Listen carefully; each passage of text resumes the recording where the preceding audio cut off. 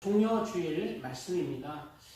한 절씩 교독하고 마지막 절에 같이 합독하겠습니다. 제자들이 가서 예수께서 명하신 대로 하여 나귀와 나귀 새끼를 끌고 와서 자기들이 겉옷을 그 위에 얹으매 예수께서 그 위에 앉으시니 무리의 대다수는 그들의 겉옷을 길에 펴고 다른 이들은 나뭇가지를 베어 길에 펴고 앞에서 가고 뒤에서 따르는 무리가 소리 높여 이르되 호산나 다윗의 자손이여 찬송하리로다 주인으로 오시는 이여 가장 높은 곳에서 호산나 하더라.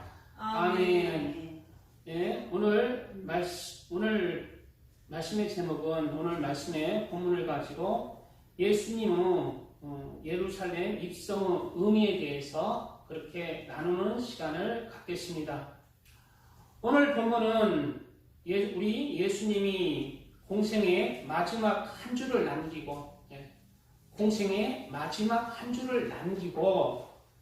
이제 자신의 생명을 마지막 전제로 하나님께 드리기 위해서 그렇게 마지막 그 생명, 마지막 찬, 마지막 전제의 술, 마지막 그 삶의 마지막 생명을 드리기 위해서 예루살렘에 입성하는 장면을 기록하고 있는 그러한 본문입니다.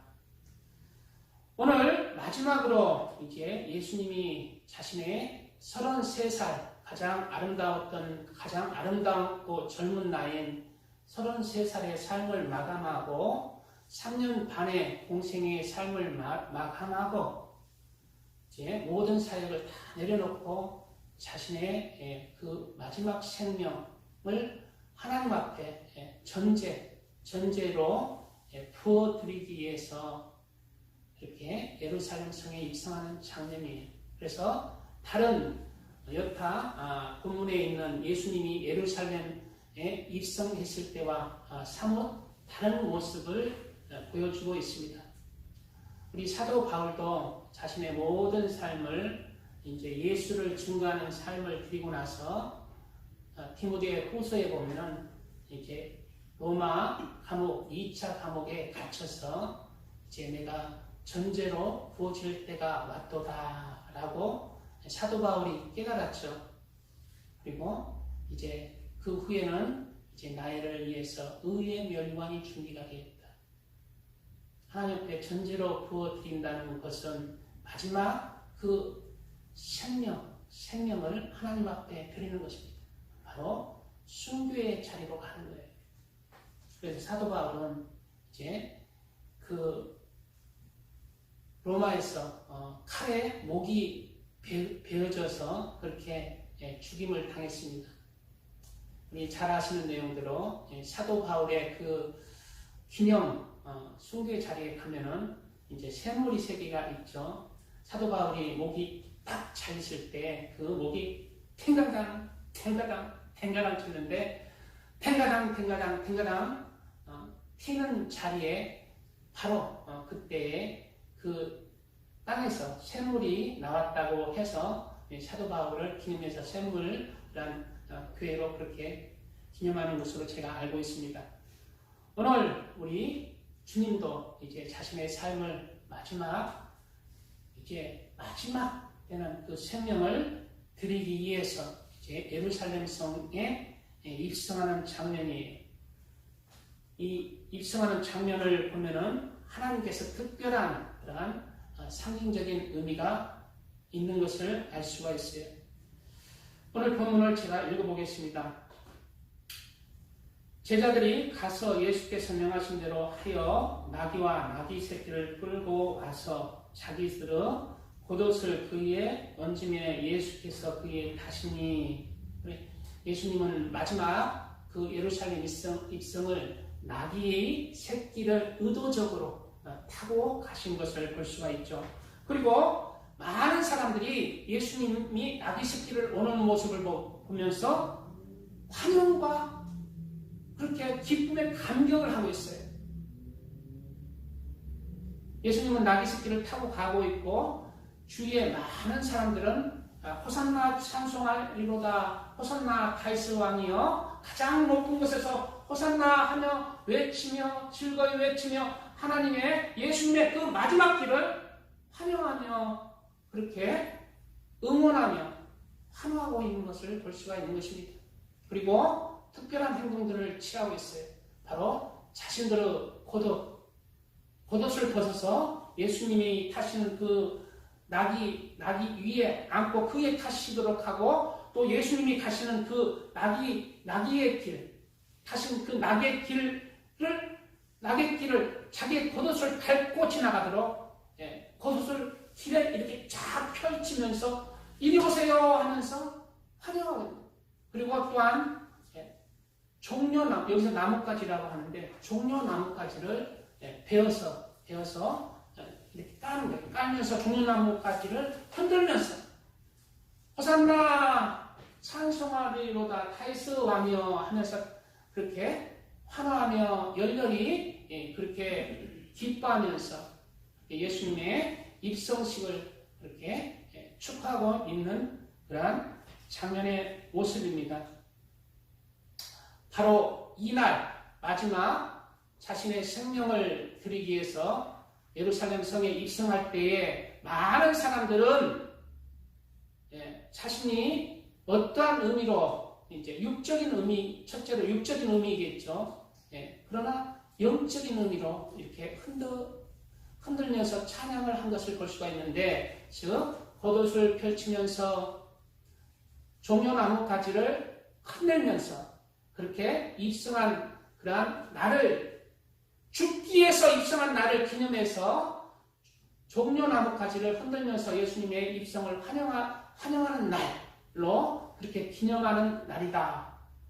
그래서 이 날을 기념해서 종려주일이라고 우리 교회에서는 기념하고 있습니다. 종려주일. 바로 예수님의 십자가의 죽음을 불과 닷새 앞두고 금요일날 예수님이 십자가에서 그렇게 죽으셨다고 보고 있잖아요.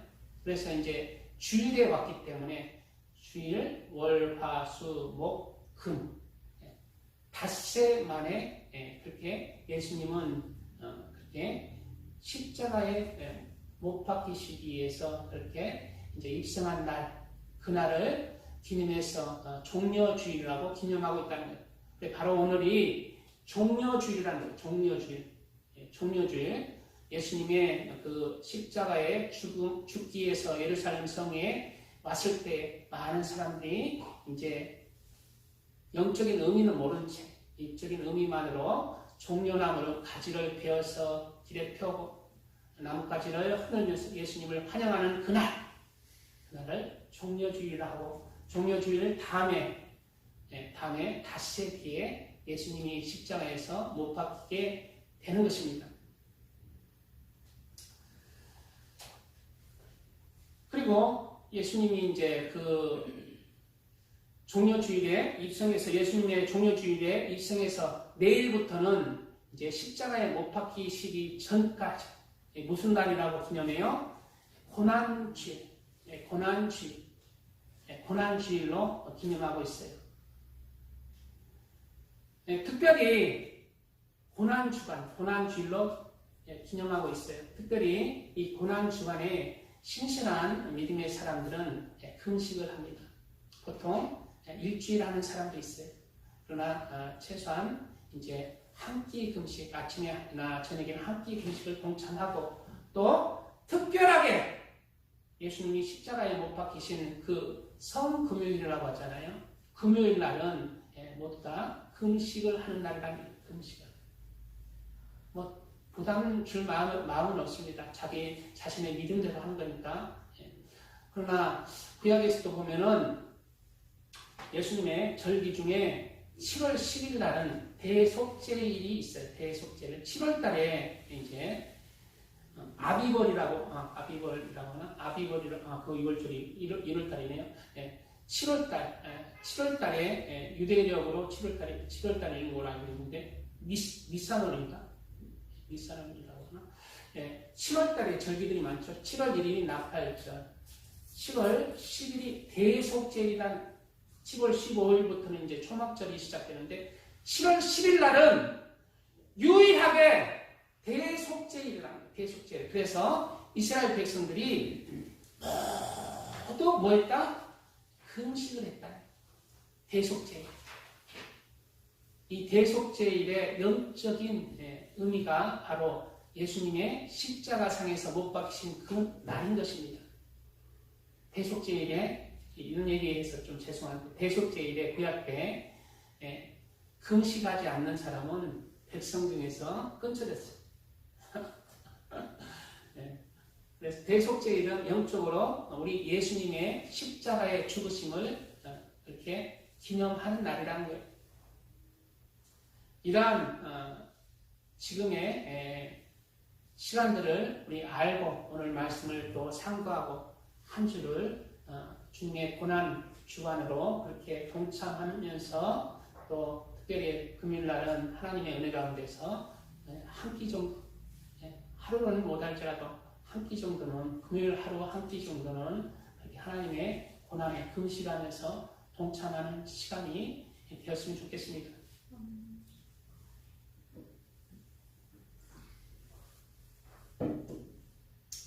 우리 권태자 성도님 아이고 아멘도 안 하고 뭐 금요일 하루는 금요일날 하루는 한 끼 정도는 금식해도 괜찮아요.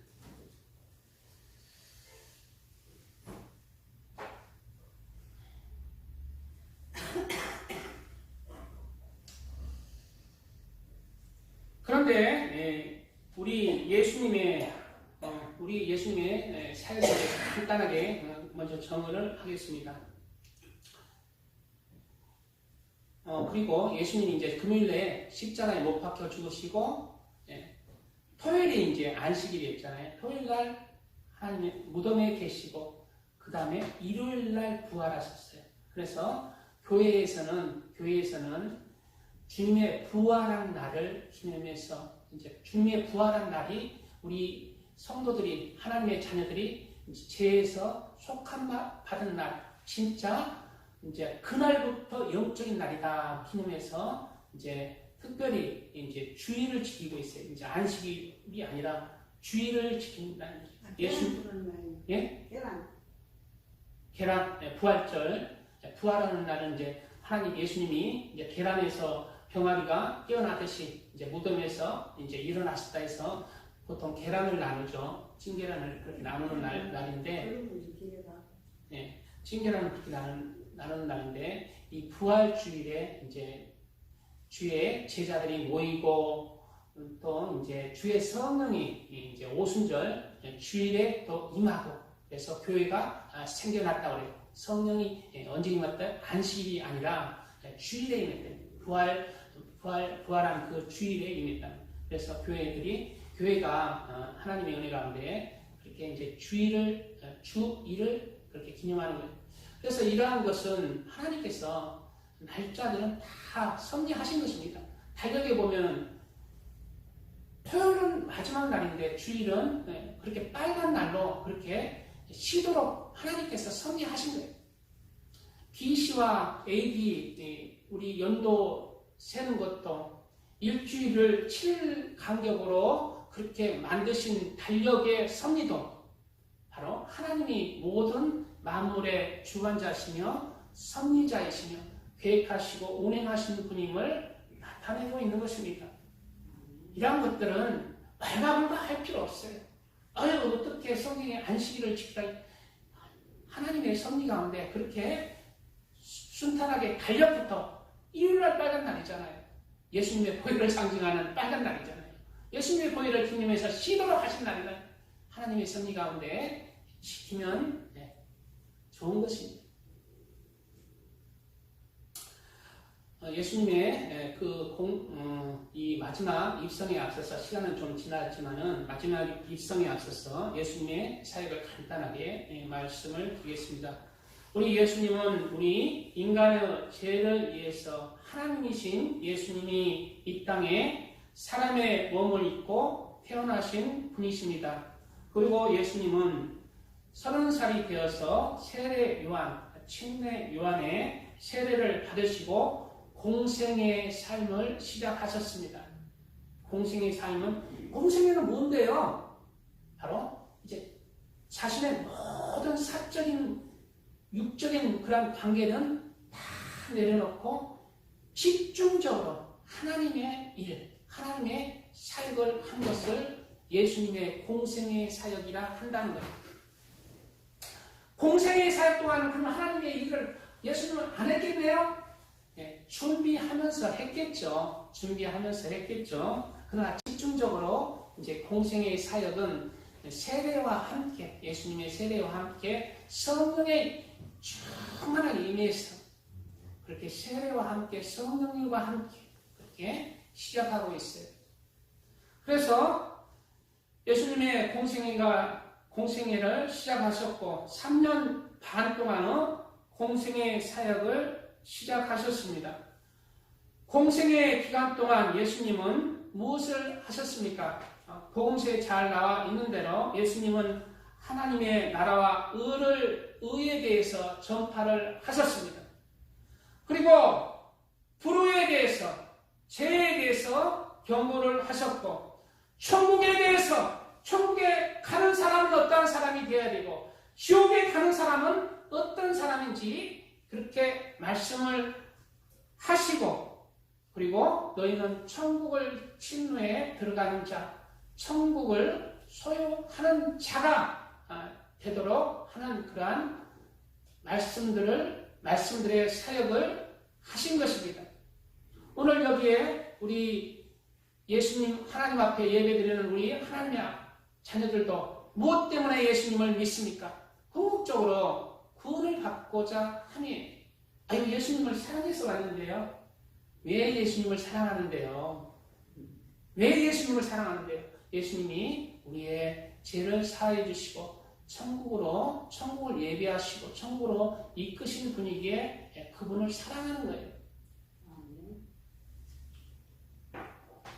그리고 3년 반 후 공생의 사역의 마지막은 바로 오늘 말씀 따라서 가장 아름다운 나이 33살의 나이로 바로 우리 인간의 속죄 제물과 속건 제물로 자신의 마지막 전제의 잔, 술잔을 하나님에게 올리는 것이었습니다.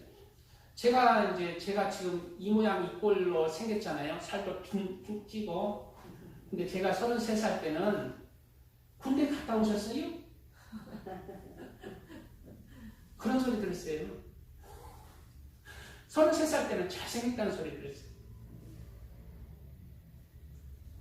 33살 때 누구나 다 가장 아름다운 나이다. 우리 건대자 성도님도 지금은 째글째글 하셨지만은 33살 때는 한창 좋은 나이. 그 가장 좋은 나이에 하나님께 드리신다는 거예요. 우리 이 가장 자신이 좋은 나이에 하나님께 드려지는 그 생명, 하나님이 가장 기뻐하십니다. 죄송한 일인데요. 하나님께 또 모든 것을 드릴 때는 가장 좋은 것을 하나님에게 드려야 됩니다. 그러면 하나님이 있다냐? 하나님 보여야 하나님께 드리지. 하나님 내가 오시면 내 목숨까지 다 주지.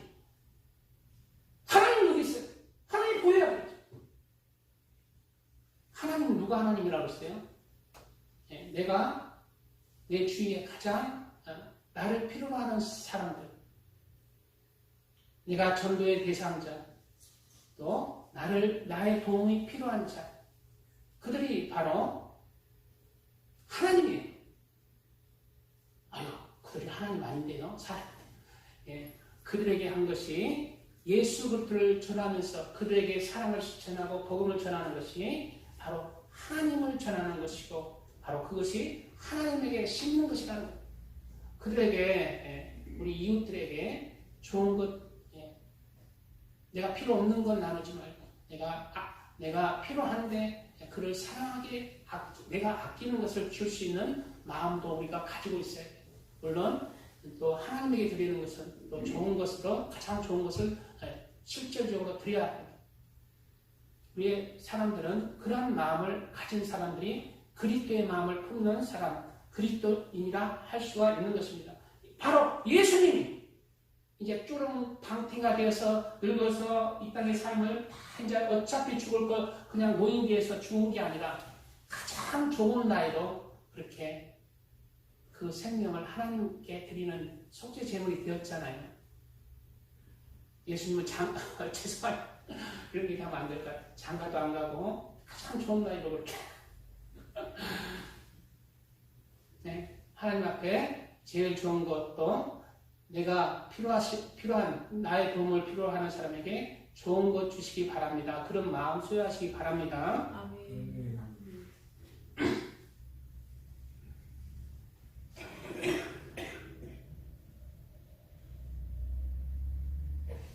오늘 예수님께서 자신의 마지막 생명을 드리기 위해서 예루살렘 성에 입성하신 모습을 통해서 우리는 평소와 다른 많은 하나님의 그 영적인 뜻을 볼 수가 있습니다. 첫째로 예수님은 오늘 예수님의 모습은 바로 예수님은 예루살렘 성에 입성하신 모습을 통해서 바로 온전한 속죄 제물이 되고자 예수님께서 예루살렘 성에 입성하였다는 것을 우리는 알아야 합니다. 예수님은 갈릴리 지역에서 보통 자신의 사역을 행했습니다. 갈릴리 지역에서 베들레헴에서 태어났고 갈릴리 지역에서 어렸을 때부터 자라났고 거기서 사역을 많이 행했어요. 그리고 두로와 시돈 지방 또 그 주위의 여러 지방들을 또 통해서 하나님의 일을 한 것입니다. 그런데 굳이 예수님은 자신의 마지막 죽음을 거기에서 드려지는 게 아니라 바로 예루살렘 안에서 자신의 마지막 생명을 드리고자 애쓴 흔적들을 우리 성경을 통해서 볼 수가 있다는 거예요. 왜 예수님은 예루살렘에서 꼭 죽기를 소원하셨을까요? 왜 꼭 예수님은 갈릴리 지역에서 죽지 아니하시고 예루살렘에서 죽어야만 했고 오늘 꼭 예루살렘 성에 죽기 위해서 입성을 해야 했을까요? 그것은 바로 온전한 속죄 제물이 되기 위해서는 예루살렘 성에서 드려져야 했기 때문인 것입니다. 예루살렘 성에는 하나님의 성전이 있고 성전 안에는 사람들의 죄를 위해서 많은 짐승들의 제물들이 드려지고 있었습니다. 그러나 이 짐승의 제물은 성경에는 온전한 하나님 앞에 온전한 그 제물이 되지 않는다는 거예요. 진짜 제물이 오기 전에 그림자적 제물이라는 거예요. 하나님 앞에 합당치 않다는 거예요. 하나님은 진짜 제물을 원하신다는 거예요. 인간의 속죄 제물.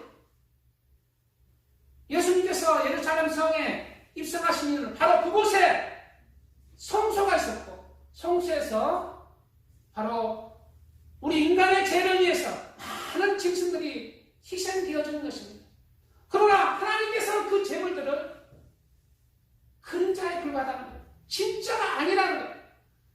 사람의 한 영혼이 천하보다 귀하다고 그랬는데 사람의 그 한 영혼을 속죄하기 위해서 무수한 짐승의 피가 무슨 소용입니까? 인간의 죄는 인간의 생명만이 갚아줄 수가 있는 것입니다. 짐승의 제물들은 바로 예수님이 오시기 전까지의 그림자의 역할을 감당할 뿐이었던 거예요. 그래서 히브리서는 이렇게 짐승의 제물들이 우리 인간의 허물에 부족함이 있다고 얘기하고 있습니다. 율법은 장차 올 좋은 일의 그림자일 뿐이요 참 형상이 아니므로 해마다 늘 드리는 같은 제사로는 나오는 자들을 언제나 온전하게 할 수 없느니라. 그렇지 않으면 섬기는 자들이 단번에 정결하게 되어 다시 죄를 깨닫는 일이 없으리니 어찌 제사 드리는 일을 그치지 아니하였으리로. 그러나 이 제사들에는 해마다 죄를 기억하게 하는 것이 있나니 이는 황소와 염소 피가 능히 죄를 없애하지 못함이라 말씀하고 있다는 거예요.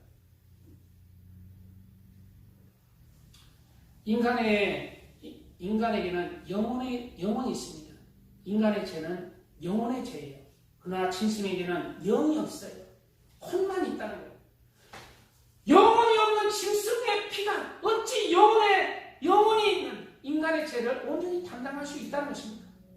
그림자의 인간. 그래서 영혼이 있는 인간의 그 재물이 고무적으로 필요한 것입니다. 그래서 하나님이신 예수님께서 이 땅에 인간의 몸을 입고 오시니 예수님께서 인간의 몸을 입고 오지 아니했으면 인간의 죄를 계속하실 수 없는 것이에요. 인간의 죄는 인간만이 계속할 수가 있는 거예요.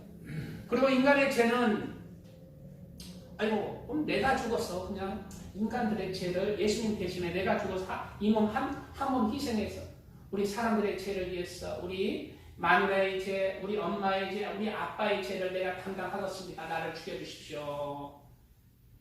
한다면 그럼 되지 않습니까? 저 좀 무식한 못 배운 사람 저거 밥만 주내는데 저 사람 그냥 죽였어. 우리 인간의 인류의 죄를 구원합시다.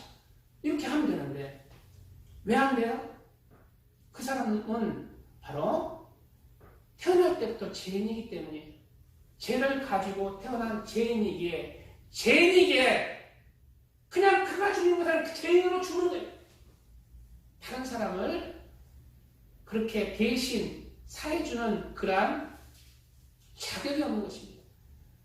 인간이 돼 죄는 없으셔야 했기에 예수님께서는 천의 몸으로 이 땅에 태어나신 것입니다. 바로 사람의 그 원죄를 타고나시지 않았다는 거예요. 성령의 능력으로 사람으로만 죄 없이 나시는 분이 예수님입니다. 그리고 예수님은 만왕의 왕이요 창조주 하나님이요 만물의 원인이기 때문에 만물의 주권자이며 만물의 창조자이기 때문에 모든 만물, 모든 인간을 대속할 수 있는 그러한 자격이 있는 거예요. 한 인간의 죄는 한 인간이 죽음으로 말미암아 한 영혼을 살 수 있잖아요. 그러나 예수님은 인간의 근본의 원인이나 모든 창조물의 원인이 모든 인간을 품을 수 있다. 그래서 하나님이면서 인간이어야 우리 죄를 살 수 있는 거예요.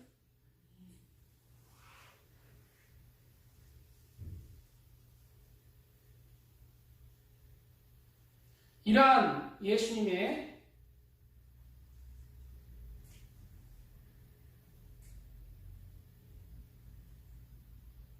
역할을 위해서 바로 온전한 하나님 앞에 그 속죄 예물이 되기 위해서 오늘 예루살렘 성에 입성하신 것입니다.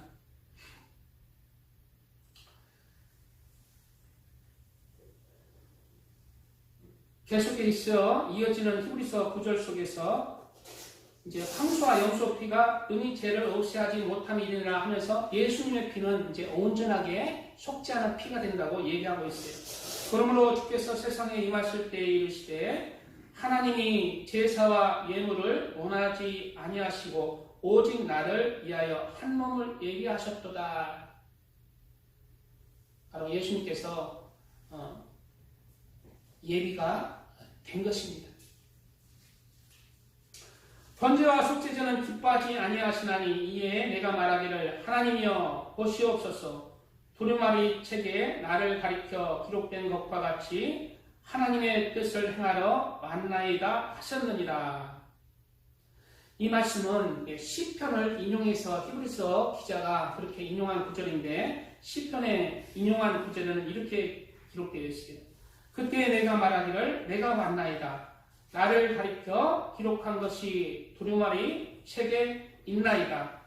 나의 하나님이여 내가 주의 뜻 행하기를 즐기오니 주의 법이 나의 심중에 있나이다.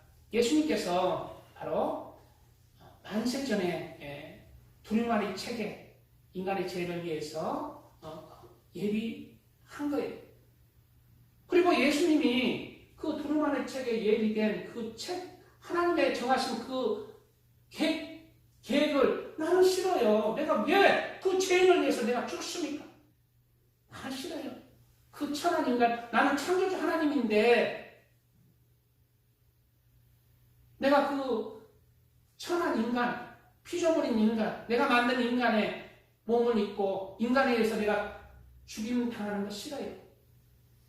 하는 것이 아니라 하나님은, 하나님의 성품은 공허적 측면과 사랑적 측면이 있다는 거예요. 하나님은 사랑이시다. 바로 예수님은 사랑이십니다. 그래서 인간의 죄를 위해서 어떻게 한다고요? 기뻐한다. 내가 즐거워한다는 거예요. 그의 죄들을 위해서 내가 십자가에 죽는 것을, 희생하는 것을, 마지막 전지의 잔을 그 피를 흘려서 인류의 죄를 구속하는 것을 기뻐한다고 예수님이 고백하고 있는 것입니다. 다시 한번 읽어보겠습니다. 나의 하나님이여, 내가 주의 뜻 행하기를 즐기오니 주의 법이 나의 심중에 있나이다. 예수님이 원하셔서 그렇게 하나님의 뜻대로 이 땅에 오시고 그 죽음의 길을 하나님의 뜻대로, 예수님의 뜻대로 그렇게 가신 것입니다. 예수님께서는 인간의 몸으로 오셨지만은 원하지 않으면 지금 당장이라도 천사들을 동원해서 12영 더 되는 천군들을 동원해서 로마 군대를 물리칠 수도 있는, 그러나 그 십자가의 길을 가는 것을 만세 전부터 그렇게 아시고 그 뜻을 순종하는 것, 그 뜻을, 그 길을 가는 것을 기뻐하시고 그 길을 지금 가는 것입니다.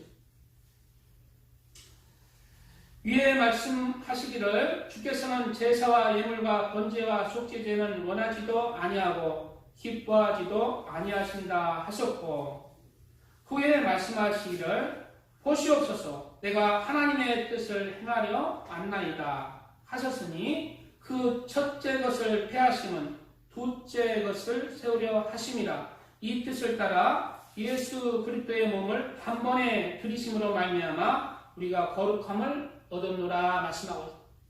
비로소 예수 그리스도께서 십자가에 못 박히시고 우리가 온전한 구속의 은혜를 가졌다고 기록하고 있는 것입니다. 그래서 예수님은 갈릴리에서 예루살렘 성에 입성하셔야 됐다는 거예요. 왜? 그곳에는 성전이 있었고 그 성전에는 바로 예수님을 대신해서 예수님의 오시기 전까지의 그림자인 많은 인간의 죄를 위해서 많은 가축들의 생명들이 거기서 삭독삭독 달라졌기에 바로 그 가축들의 그 생명 대신에 진짜 속죄 제물인 자신의 생명을 드리기에 성전이 있었던 예루살렘 성에서 죽으셔야 했던 것으로 우리가 생각할 수가 있는 것입니다. 그래서 예수님께서는 늘 사역 중간에 늘 예루살렘 성에서 죽을 것을 암시하는 구절들이 있잖아요. 누가복음 9장 51절에 예수께서 승천하실 기약이 차감해 예루살렘을 향하여 올라가기로 굳게 결심하시고, 굳게 결심하신다는 거예요. 쉽지 않은 일입니다. 쉽지 않은 일. 자신이 죽을 줄 알고 그 모욕과 온갖 그 고통을 감당해야 되는 걸 알고 간 것, 모르고 가면 좋죠. 차라리 몰랐으면 얼마나 그냥 아무 생각 없이 그냥 가다가 그냥 죽임당하면 그게 더 편할 것 같은데 알고 가는 거 쉽지 않습니까? 그래서 옛날에 선생님한테 매를 맞아도 손 내밀어라, 손 이쁘게 생겼네, 손 내밀어라, 다 모르고 때렸을 때는 그냥 순간이야. 잠시 한 10초만 아프면 되는데 이놈의 새끼들 하고 그냥 내 너희들 이번에는 세게 그냥 때릴 것이다 하면서 막 겁을 주고 하면은 이 때리는 것보다 때리지 않은 그 시간이 보통 예수님은 알고 그 고통을 알고 그렇게 예루살렘 성에 입성을 한 것입니다. 그 마음의 심중이 어떠한 것인지를 우리가 알 수 있는 구절이 마음에 굳게 결심하시다. 그런 결심이 있어야 갈 수 있는 길이라는 것입니다. 오늘 말씀은 굉장히 긴데 오늘 성찬식도 있고 해서 조금 말씀을 자를 것인데 좀 그렇게 잘 기쁜 마음으로 들으시기 바랍니다. 찬양 한 곡 들으시고 그렇게 말씀을 이어가겠습니다.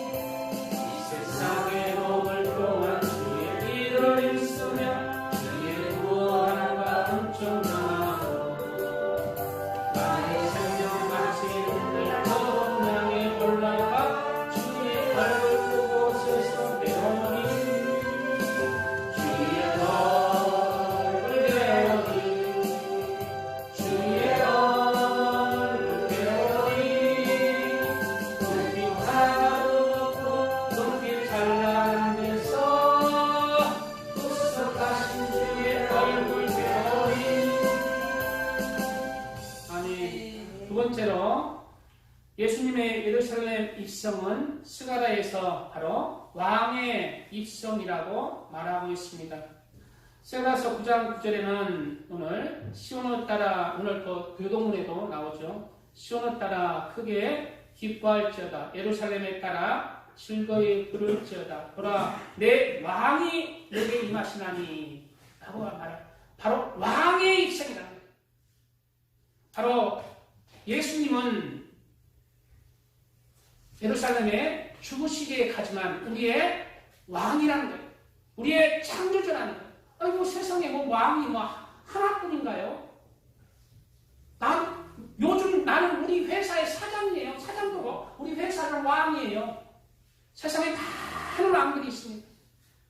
그러나 세상에 많은 왕이 있을지라도 그 왕들은 하나님 앞에 왕이 아닌 거예요.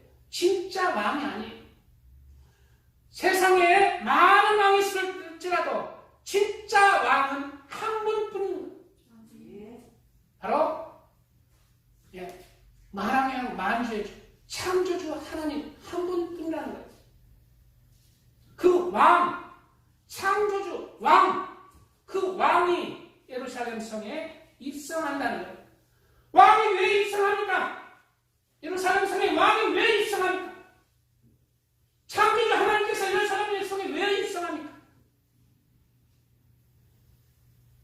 바로 그 왕이 우리의 죄를 구속하기 위해서 그 생명을 드리기 위해서 입성하시는 것입니다.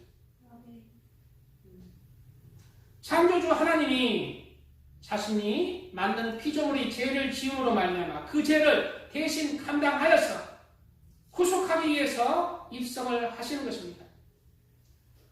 그리고 그럼 창조주 하나님은 전능하신 하나님인데 왜 입성을 해? 왜 죽어야 합니까? 그냥 살아버리지.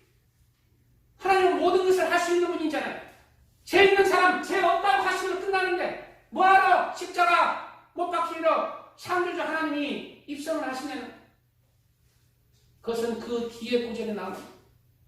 내 왕이 내게 임하시나니 그 이유가 나오는 거예요. 하나님은 전능하시지만 그는 무슨 분이다?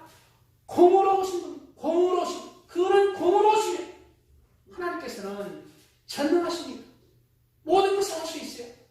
우리의 죄를 그냥 용서하실 수 있어요. 그러나 그렇게 안 하시는 거예요. 왜? 그 성품이 공의의 하나님입니다. 하나님은 하나님께서 친히 법을 정하시고 의를 정하시고 선을 정하시고 그 선 안에서 그 법 안에서 그 의 안에서 친히 자신이 행하시는 분이다. 법을 만든 그러한 입법자들이 자신이 만든 법은 지키지 아니하면은 그게 무슨 소용이 있어요? 자신도 안 지키는 거예요. 자신이 먼저 지키는 거예요. 하나님께서 우리에게 행하라 하시는 것, 버리라 하시는 것은 하나님의 성품이기 때문에 하나님이 가지고 있기 때문에 바로 하나님도 공의의 하나님이기 때문에 그렇게 친히 공의적으로 우리의 합법적으로 우리의 죄를 속하기 위해서 왕이 이 땅에 오셨고 왕이 죽으러 예루살렘 성에 입성했다고 스가랴서는 말하고 있는 것입니다. 공의적 하나님입니다. 동시에 왜 왕이 예루살렘 이 땅에 오셨고 예루살렘 성에 입성하나요? 죽으러. 바로 공의적 하나님이 동시에 하나님의 속성은 사랑의 하나님이라 사랑의 하나님, 은혜의 하나님이라 은혜의 하나님, 은혜롭고 자유롭고 사랑의 하나님이기 때문에 자신이 친히 그 사랑을 실천해서 공의적 측면에서 자신이 그 문제를 사랑으로 그렇게 풀어가는 것입니다.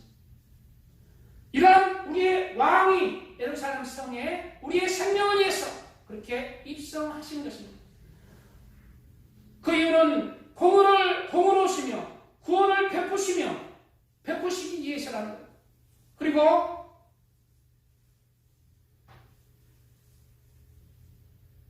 그리고 낙이 겸손하여서 나귀를 타시나니라고 했어요. 겸손해서 왜 나귀를 예수님이 타시는지를 나와 있어요. 그것은 겸손해서 나귀를 탔다는 거예요. 평소에는 나귀 새끼를 타지 않은 예수님이 이제는 나귀 새끼를 의도적으로 나귀 새끼를 타신 것입니다. 예수님이 나귀 새끼를 타신 것에는 이중적인 그러한 뜻이 담겨 있다고 볼 수가 있습니다. 첫째는 나귀 새끼를 예수님이 타시고 예루살렘 성에 입성하신 것은 바로 겸손한 그 성품으로 인간으로 태어나서 평화를 가져오시는 그러한 사명을 감당하는 것을 나타내고 있는 것입니다. 말은 왕이 타는 것입니다. 그러나 나귀도 왕이 탄다고 그래요. 말도 왕이 타고 나귀도 왕이 타는데 말은 보통 다른 나라들과 전쟁할 때 타고 평화로운 때는 나귀를 탄다고 하는 거예요. 그래서 나귀를 타고 그렇게 예루살렘 성에 입성하신 것은 예수님이 예루살렘 성에 입성하면서 우리에게 영적인 평화를 선포하신 거예요. 우리 영혼의 속죄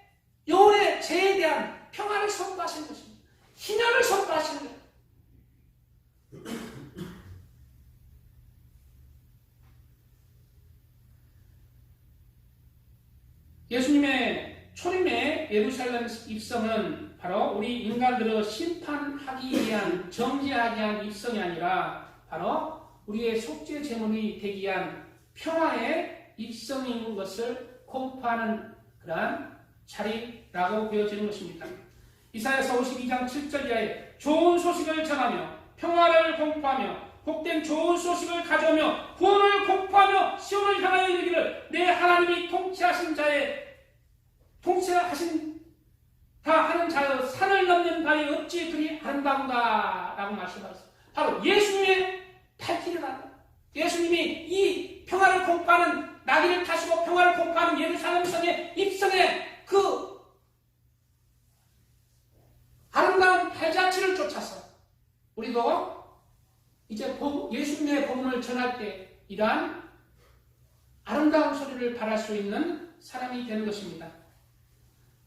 바로 예수님의 나귀를 타고 예루살렘 성을 입성하신 것은 우리에게 평화를 공포하기 위한 그러한 상식적인 뜻이 있다는 것이에요. 그러나 요한계시록에는 예수님의 재림 때에는 예수님은 나귀를 타고 오지 않습니다. 말을 타고 온다는 거예요. 왜 말을 타고 오실까요? 바로 우리의 예수님의 재림 때는 내가 너희를 위해서 십자가에 못 박혀서 평화를 공포했는데 너희는 나를 믿지 아니했도다. 너희 믿음은 죽은 믿음이다. 너희 믿음은 파산한 믿음이다. 너희 믿음은 믿음에서 미지가는 믿음이다. 그 믿음을 내가 인정하지 않는다. 내가 너희를 위해서 죽은 그 수고가 그 존재 생명의 피가 헛되도다 라면서 그 믿음에 대해서, 불의에 대해서,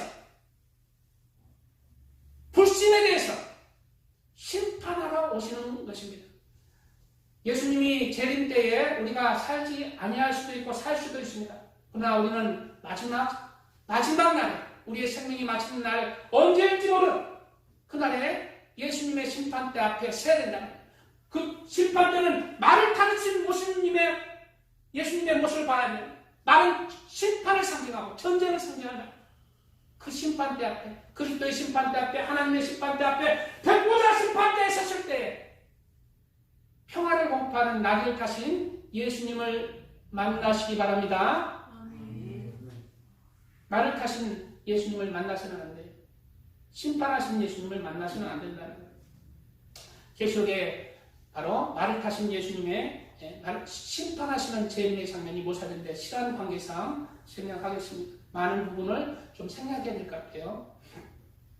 둘째로 나귀를 타신 예수님의 입성은 바로 우리의 죄의 짐을 지고 가는 하나님의 입성을 상징한다고 볼 수가 있어요. 나귀는 바로 짐을 지고 짐을 싣거나 사람을 태우고 하는 그러한 가축입니다. 나귀를 타신 것은 바로 겸손하여서, 여기서 겸손하다는 것은 인간적 겸손을 넘어서는 거예요. 바로 낮은 자리, 죽음의 자리, 나귀를 타시고 우리의 죄의 짐을 지고 십자가의 골고다의 언덕에 그 낮은 자리로 임하시는 그 모습을 말하고 있는 거예요. 겸손하여서 낮은 자리로 임하실 수 있는 예수님의 성품이 있다는 거예요.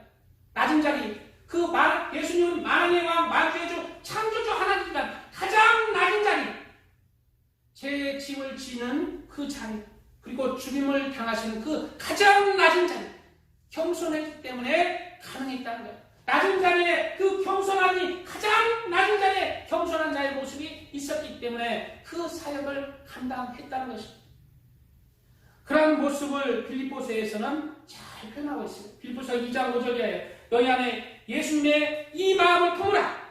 너희 안에 이 마음을 품으라. 곧 그리스도의 예수의 마음이니 그는 근본 하나님의 본체시나 하나님과 동등됨을 취할 것으로 여기지 아니하시고 오히려 자기를 비워 종의 형체를 가지사 사람들과 같이 되셨고 사람의 모양으로 나타나사 자기를 낮추시고 죽기까지 복종하셨으니 곧 십자가에 죽으십니다. 아시나요? 창조주 하나님께서 죄인인 그 죄인을 사하기 위해서 생명을 다 바쳐서 가장 낮은 십자가의 죽으심의 그 자리까지 가신 것은 바로 예수님의 겸손한 마음이 있었기 때문에, 가장 낮아지는 그 마음 가운데 섬기는 마음, 겸손한 그런 낮아지는 마음이 있었기 때문에, 우리 사람은 보통 한 번 높아지면 내가 사장이 있었어. 옛날에 늘 사장이 뭐 했던 사람이요. 절대 한 번 높아진 사람 낮아지려고 하지 않아. 그냥 자기 높아졌을 때 옛날 나 왕년에 뭐 했어? 주먹 날렸어. 늘 높아진 것을 추구하고 향수하며 그 자리에 높아지려고만 하죠. 우리 사람들도 이러한 예수님의 성품 따라서 섬기는 자, 가장 낮은 자의 모습으로 하나님과 이웃을 섬기는 자,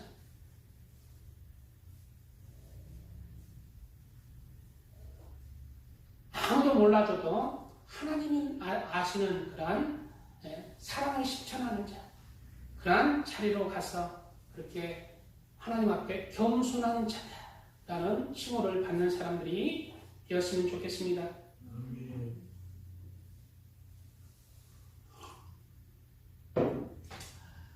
그리고 세 번째, 너무 시간이 많이 갔는데 좀 빨리 금방 끝내도록 하겠습니다. 오늘 세 번째 예수님의 예루살렘 입성은 바로 많은 사람들의 환호와 기쁨과 감격 속에서의 입성이었습니다. 예루살렘 성에 입성하실 때 예수님의 모습은 나귀를 타시고 또 많은 사람들의 환호 속에서 입성을 하신 것입니다. 이는 마치 마라톤 선수들이 열심히 땀 흘리면서 그 목적지를 향해 가는데 주위의 도로에서 분문하는 그냥 팔랑팔랑하면서 와 자기 국기를 들고 힘내 하는 소리와 같은 느낌을 받는 거예요. 바로 영적인 육적인 의미는 이스라엘 왕으로 그 로마의 속국에서 해방시켜 주실 예수님을 기대하면서 육적으로는 예수님을 환영했겠지만 영적인 의미로는 그런 의미가 아니에요. 영적인 의미는 바로 우리의 영혼의 죄를 지고 가시는 예수님, 마지막 그 존재의 술잔을 하나님 앞에 기울이는 그 하나님 정점을 향해 가는 예수님의 그 십자가의 길을 우리의 영혼들이 죽어가는 우리의 영혼들이 지옥을 향해 가는 우리의 영혼들이 예수님을 향해서 호산나 다윗의 자손이여 우리를 구원해 주시옵소서 라고 외치는 우리의 영혼의 울림이라는 거예요. 많은 사람의 영혼의 울림이라는 거예요. 호산나 다윗의 자손이여 우리를 구원하여 주소서. 여기서 호산나라는 뜻은 주여 이제 우리를 구원하여 주소서, 우리를 구원하여 주소서 라는 뜻이라는 거예요. 그러한 의미가 있는 것이에요. 그러한 의미로 첫째로 겉옷을 길에 펼치면서 호산나 다윗의 자손이여 우리를 구원하여 주옵소서라고 하신 것입니다. 겉옷을 예수님이 가시는 길에 펼치면서 우리를 구원하여 주옵소서. 여기서 겉옷은 바로 이 세상에 살아갈 때 우리 인간이 이 세상에 태어났기 때문에 이 세상에 살아가기 때문에 이모저모 겉옷을 세상을 통해서 우리에게 얻어지는 얼룩과 흠, 죄와 허물들을 상정, 우리의 허물들을 예수님 밟고 지나가서 우리의 허물들을 보관하여 주시옵소서. 그러한 영적 상징적 의미가 있는 것입니다. 둘째로 오늘 바로 나뭇가지를 베고 길에 펴고 호산나 다윗의 자손이여 우리를 구원하여 주옵소서라고 외치는 장면입니다. 바로 이 나뭇가지는 종려나뭇가지를 베어서 그렇게 길에 피고 그리고 종려나뭇가지를 흔들면서 호산나 다윗의 자손이여 우리를 구원하여 외친 것입니다. 종로나무까지는 바로 승리 또 환호라는 의미가 있다고 합니다. 그런 뜻이 있다고 합니다. 종려나무의 뜻이 히브리어로 종려나무의 뜻이 승리의 뜻이 있대요. 그래서 이렇게 흔드는 것은 무엇을 뜻해요? 마르코 선생님께 야 힘내 예수님 승리하세요 우리를 구원하여 주옵소서. 바로 누구의 외침이에요? 우리 권태자 성도님의 영혼의 외침이라는 거예요. 나의 영혼을 구원해 주셔서 십자가에 승리해 주세요. 그래서 나의 영혼을 구원해 주세요. 우리 모든 인류의 영혼의 외침의 소리를 듣고 예루살렘 성에 입성하시는 것을 영적으로 우리가 느낄 수가 있는 것입니다. 예수님께서는 이러한 열렬한 영혼들의 갈망, 영혼들의 목마름을 가지고 자신의 모든 마지막 생명을 하나님 앞에 드렸습니다. 그리고 바로 우리의 진짜 왕이 되셨고 우리의 주가 되셨고 우리의 그리스도가 되셨고 우리를 구원하는 나의 삶의 모든 주인이 되신 거예요. 그래서 우리 주님, 우리 예수님을 뭐라고 붙여요? 이제 예수라는 뜻은 구원자라는 뜻인데 구원자로서 역할을 했기 때문에 그 칭호가 예수님이 아니라 예수님을 부를 때는 우리 주 예수 그리스도라는 것은 그 일을 이미 기름 부어서 해냈다. 딱 칭호가 생긴 것입니다.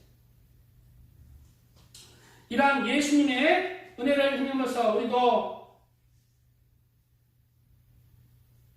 한 영혼을 그렇게 전도하고 구원하는 그러한 사람이 되어야 합니다. 예수님께서는 십자가상에서 가상칠을 십자가상에서 7가지의 말을 하셨어요. 그 중에 5번째가 내가 목마르다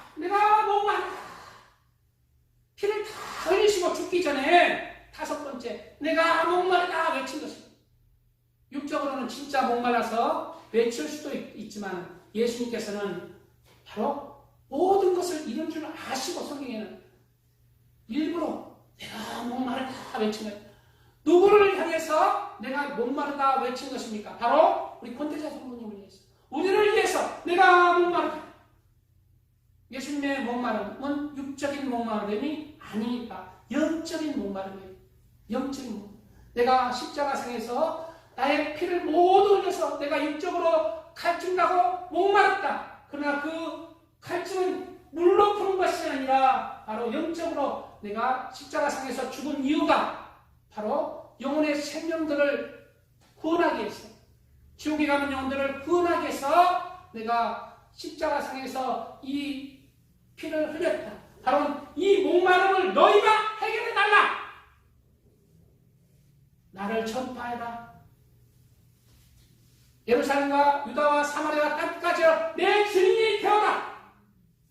나와 가장 가까운 사람부터 나의 구원의 복된 소식을 전하리라. 나의 이 목마름을 영혼을 전도함으로 영혼을 구원함으로 영혼들을 하나님의 품으로 인도함으로 나의 목마름을 영적 갈증을 해결해 달라는 외침으로 우리가 느껴지고 그렇게 다가오는 것입니다. 우리는 이러한 예수님의 영적 목마름에 대한 그러한 갈증을 해결하는 그러한 하나님의 사람이 되어야겠습니다.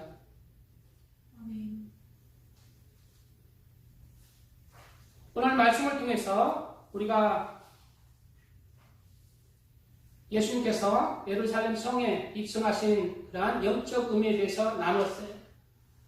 그것은 바로 우리의 영혼을 구원하기 위한 하나님의 공의와 사랑 가운데 입성이었습니다.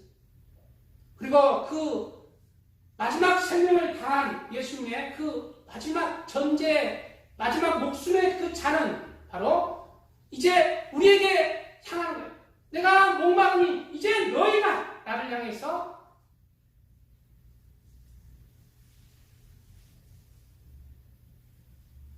나를 향해서 너의 생명을 드릴 수 있느냐라고 우리에게 묻고 있는 것입니다. 우리도 예수님께서 우리를 위해서 예루살렘 성에 죽기 위해서 입성했듯이 우리의 삶의 자리에서 그렇게 예수님을 위해서 예수님의 갈증을 해결해드리고 예수님의 목마름을 해결해드려서 많은 영혼들을 그렇게 하나님 품에 안겨드려서 영적인 예수님의 갈증, 하나님의 갈증을 풀어드리는 예수님의 은혜로운 사람들이 다 되시기를 예수님의 이름으로 축복드립니다. 주 3장의 말씀을 생각하고 기도하겠습니다. 주여, 주여, 주여. 아버지 감사합니다. 오늘 아버지 예수님이 예루살렘 성에 입성하신 의미에 대해서 나눴습니다. 아버지 하나님, 아버지 은혜 가운데 그 의미를 잘 참고해서 우리의 영혼의 구원을 위해서 이렇게 예루살렘 성에 입성하신 예수님을 늘 생각하면서 그 영적 갈급함을 풀어드리는 우리의 삶 속에서 풀어드리고 그 예수님을 나의 심장에 새기면서 그렇게 살아가는 하나님의 아들과 딸이 다 되게 하여 주시옵소서.